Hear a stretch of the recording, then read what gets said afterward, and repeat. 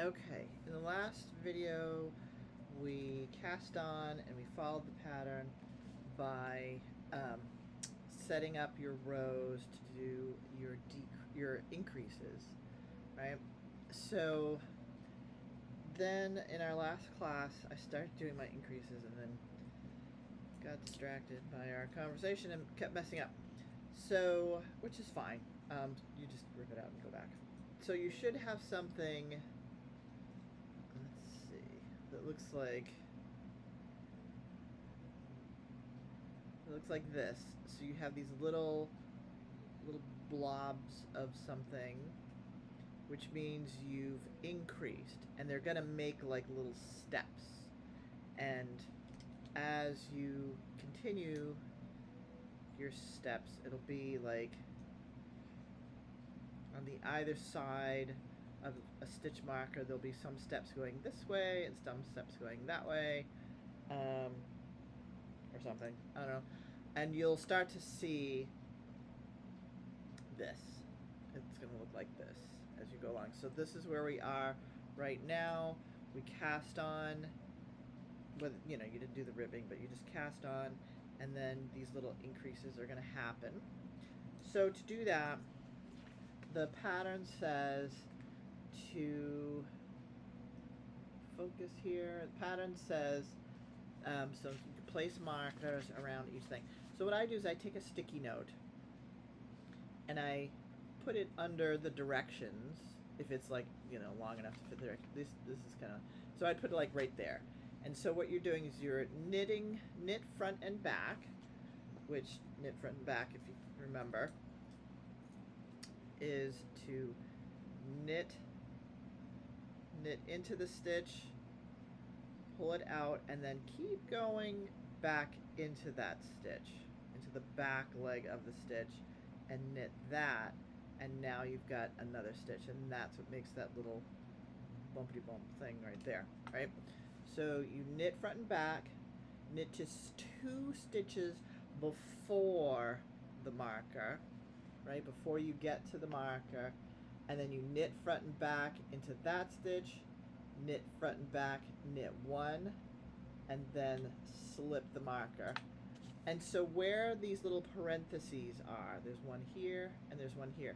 When you do the thing and get to the end where the parentheses is, that means go back and do it again. So you did knit front and back, knit 2 stitches for the marker, knit front and back to blah blah blah, get to the slip marker, you do it again. And you do that 4 times, because you have 4 different places where you've got markers, or when you have double pointed needles, the double pointed needles kind of like act as the marker, with the end of the double pointed needles act as a marker. So you're going to do that. 8 stitches will be increased because you're doing 2 stitches in each little section right there. And so every time, so it says to, and then round 2 is just a knit plain. Then it says to do these 2 rounds, round 1 and round 2, a total of 7 times for the small one. So I write 1, 2, 3, 4, 5, 6, 7, and for each number I do 1 and 2. So round 1 and 2, 3 times, round 1 and 2, 4 times, 1 and 2, 5 times, get it, right? And so the other piece of this pattern is where it says to do, work so many rounds, so many times. Then this next section, it doesn't have like a header or anything.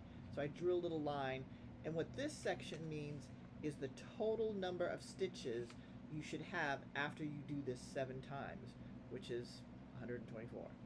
And then this next section is you're going to have 26 stitches at each sleeve and 36 stitches in the front and the back.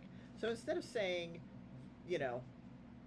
here's a little block of text and here's what's going to happen, they just put these numbers here and then put the thing on the end of the sentence. So it's kind of hard to read that.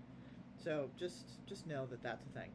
So if you're doing the smallest size, I would highly recommend, or if you're doing a size that's not the smallest size, circle your size in here somewhere so you can follow along and not have to count like every 1, 2, 3, 4, kind of a thing. And then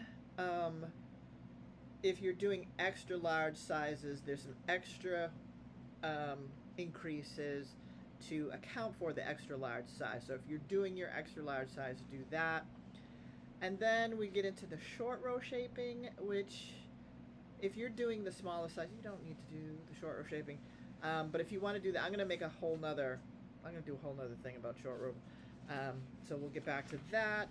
And then, so short row starts from here on page 5. It keeps going to page 6. So just for the next class, just get to the part where you separate the body and the sleeves, and we'll do that together, because there is a little tricky bit when we do this piece. Okay.